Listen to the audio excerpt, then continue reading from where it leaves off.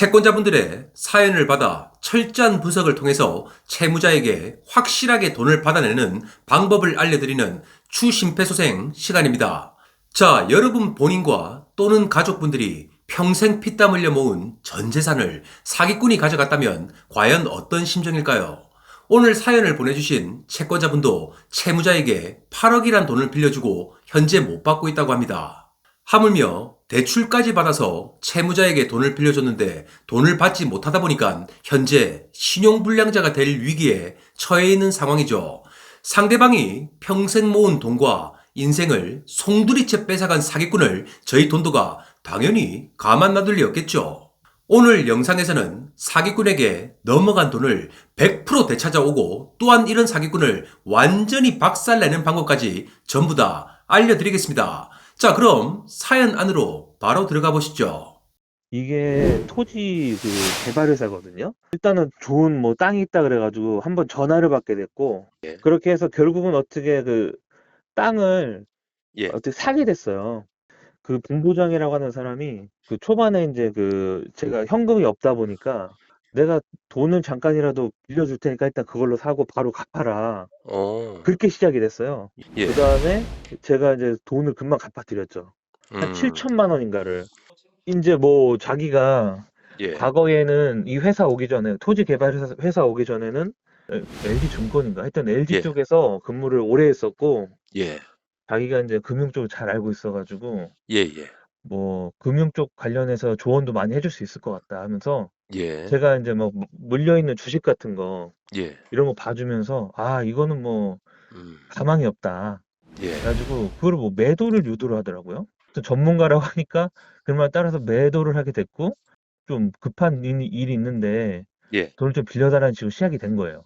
주식을 매도한 금액이었던 걸로 기억하는데 한 4천만, 5천만 된 것 같은데 그러더니 돈을 갚긴 갚았어요, 초반에. 예. 근데 그걸 다 갚은 게 아니라 예. 일부 뭐 2천만 원, 뭐 1천만 원 이런 식으로 예. 잔액은 남겨놓고 무슨 뭐 계속 완벽히 변제는 안 하고 조금씩 남겨두고 6개월 정도 지나서는 이제 엄마 핑계, 이제 엄마가 이제 뭐 죽을 병 걸렸다는 식으로 예. 해서 대출을 이제 받기 시작했어요.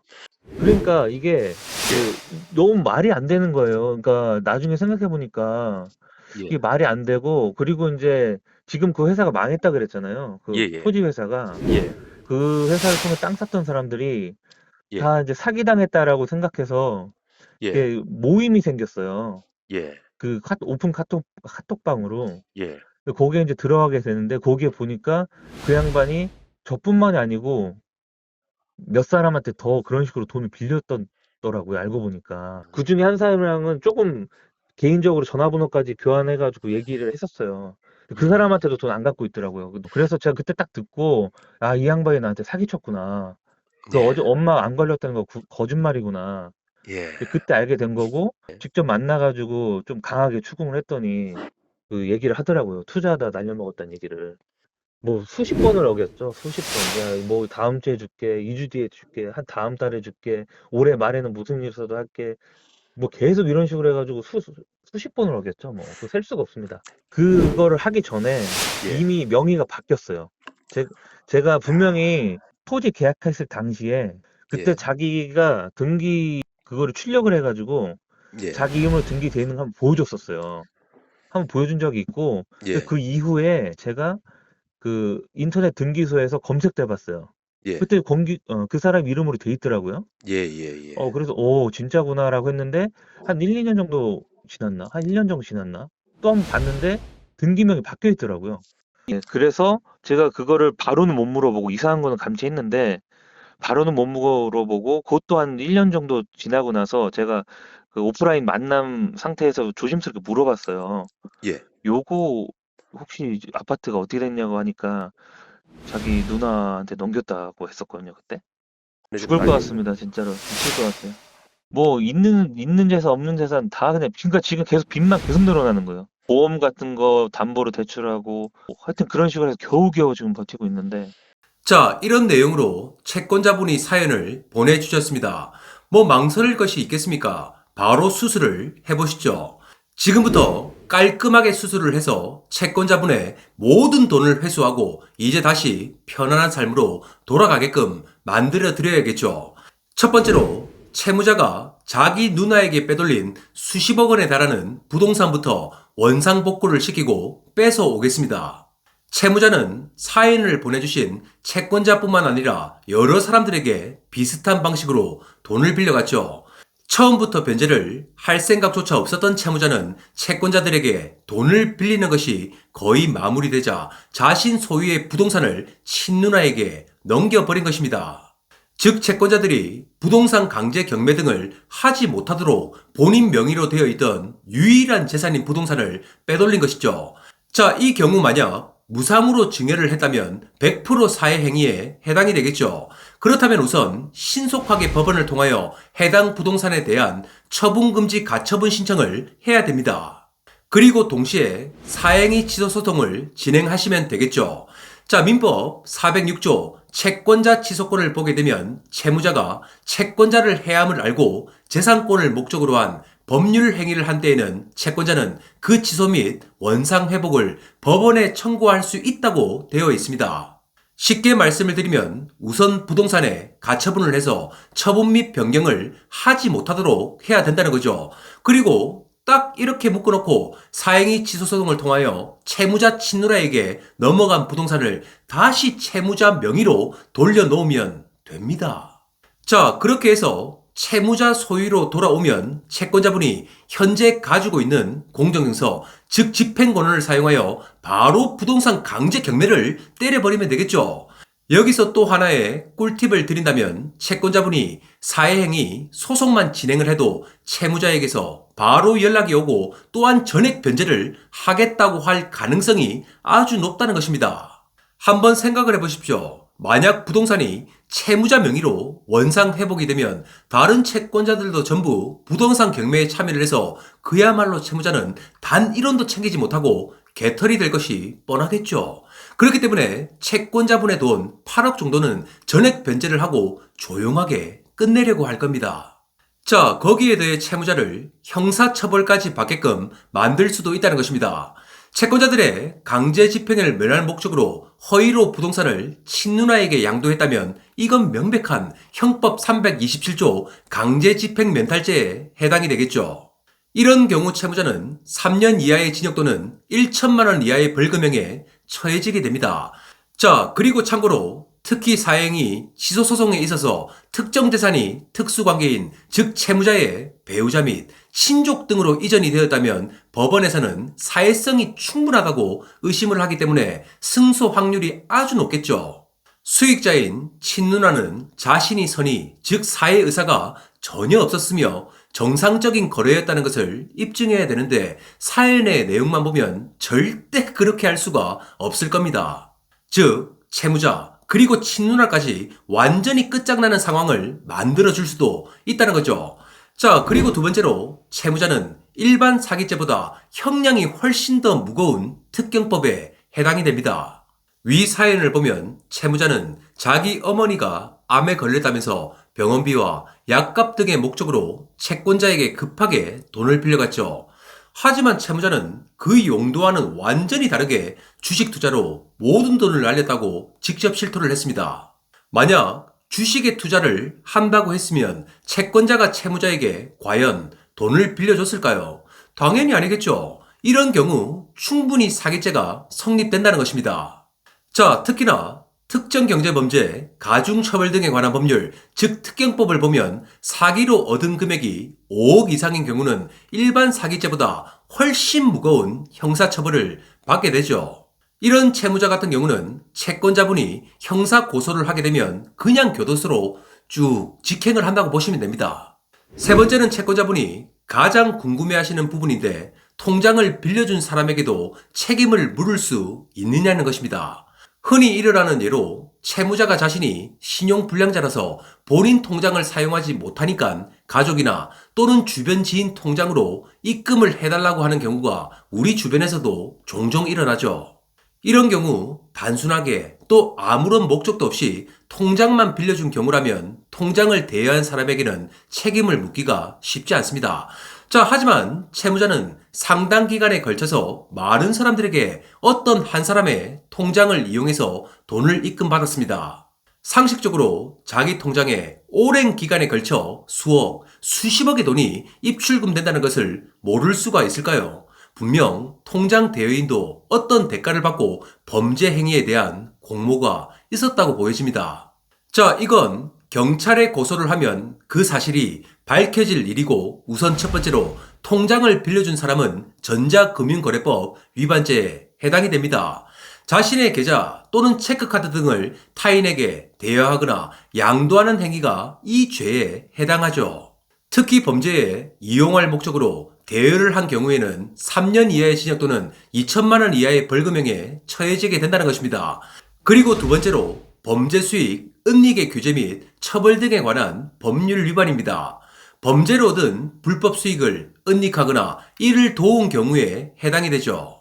이 경우는 5년 이하의 징역 또는 3천만 원 이하의 벌금형에 처해지게 됩니다. 세 번째는 형법 32조 방조범에 해당될 수가 있습니다. 통장 대여자가 직접 범죄를 실행하지 않았다고 하더라도 통장 제공이 범죄 수행을 용이하게 했다면 방조범으로 처벌받게 되죠. 방조범 같은 경우 여러 가지 사정에 따라서 형량이 강경될 수는 있으나 당연히 형사상의 문제를 제기하면서 채무자 및 통장을 대여한 사람까지 전부 압박에 들어갈 수가 있다는 것입니다. 위 내용에 따라서 형사사건은 물론이고 통장 대여자의 역할, 채무자와의 관계, 또 돈의 흐름에 따라서 민사상의 책임도 물을 수가 있겠죠. 자, 보통 채권 추심을 할 때 형사 고소카드 하나만 있어도 돈을 받을 확률이 완전히 높아지죠. 그런데 지금까지 나온 채무자의 불법 행위로 인한 형사 고소카드가 몇 개인가요?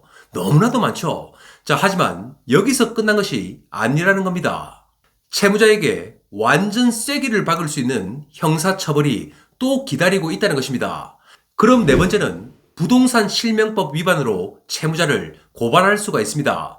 위 사연의 내용을 보면 채무자는 타인의 명의로 수많은 부동산을 실소유하고 있다는 것을 항상 드러내왔죠.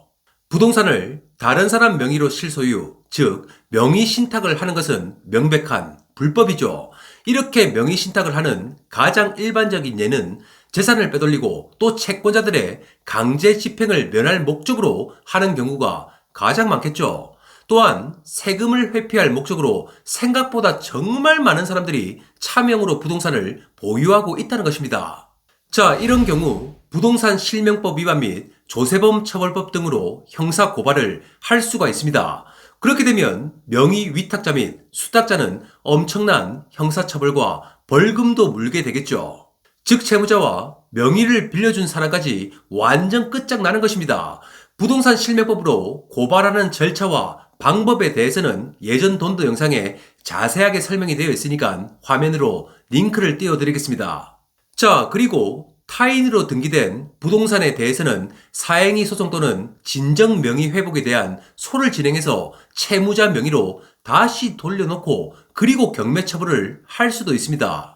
이런 소송 같은 경우 명의 신탁 관계를 명확하게 입증할 만한 증거와 자료를 찾고 또한 복잡한 법적 절차가 필요할 수도 있기 때문에 변호사님들의 도움을 받는 것도 하나의 방법이 되겠죠. 자, 위에서 나온 채무자의 불법 행위에 따라 형사 고소를 진행하면 채무자는 교도소에 갇혀서 오랫동안 바깥 세상의 빛을 보기도 힘들 것입니다.